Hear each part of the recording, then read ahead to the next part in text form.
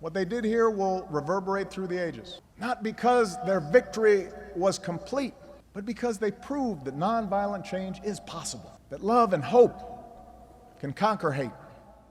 What they did here inspired the world.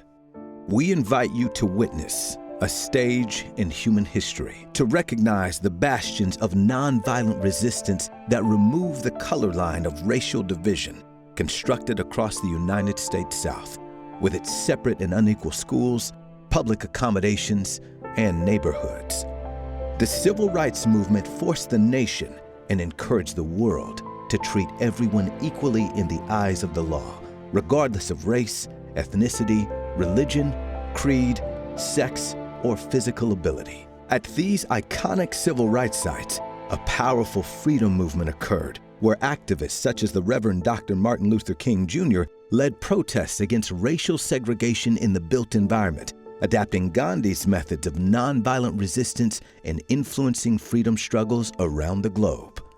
We can never be satisfied as long as our body is heavy with the fatigue of travel, cannot gain lodging in the motels of the highways and the hotels of the cities.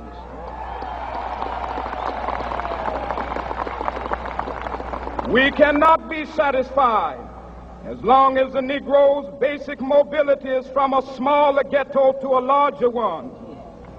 We can never be satisfied as long as our children are stripped of their selfhood and robbed of their dignity by signs stating for whites only. No, we are not satisfied, and we will not be satisfied until justice rolls down like waters and righteousness like a mighty stream. Black places of worship beat as the heart of the civil rights movement. Within these walls, leaders and foot soldiers alike found their courage and unity. Although targeted by white supremacists, who bombed Bethel Baptist Church 3 times and the 16th Street Baptist Church, killing 4 young black girls during Sunday morning services, civil rights activists never gave up in their quest for integration. As a shocked world condemned the violence, the children of Wales donated a stained glass window in memory of the young martyrs. From the beginning, black youth set the tone of the protest, rejecting the unequal school buildings in which they received inferior educations compared to those for white children. Barbara Johns led classmates out of the colored Moton High School in Farmville, Virginia, sparking a lawsuit that joined Linda Brown's in Topeka, Kansas, and 3 others, that resulted in the historic United States Supreme Court ruling Brown versus Board of Education, which found as unconstitutional racial segregation in public schools. Soon, the National Security Council reported that in Africa, the Brown decision was regarded as the greatest event since the Emancipation Proclamation. Black youth put the ruling to the test when they attended the all-white Central High School in Arkansas.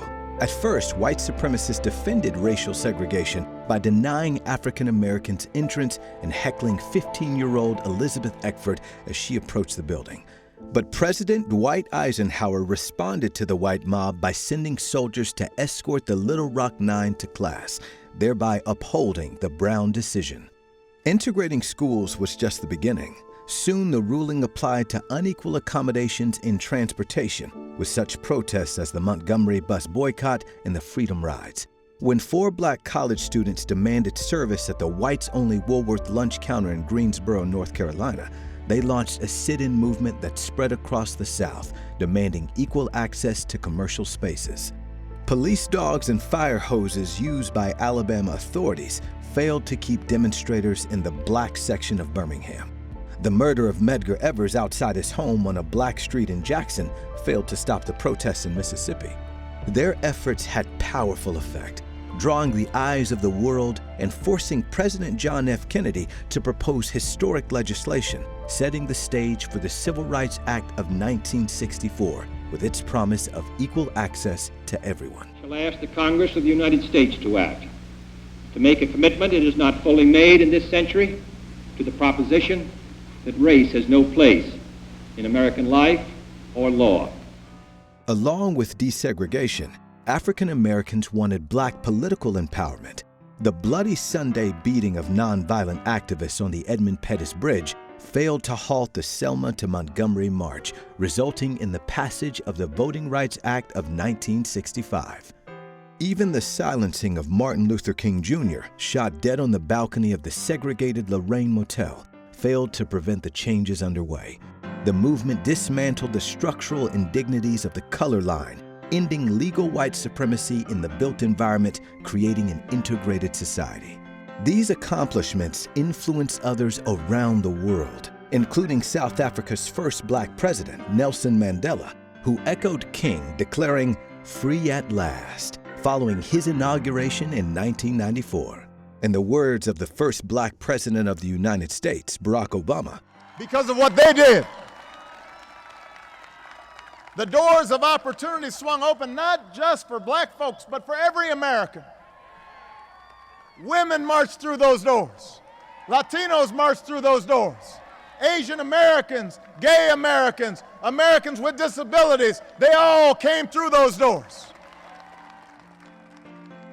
what they did here dismantled racial segregation. What they did here advanced equality. What they did here brought the dream closer to reality, so all could come through those doors.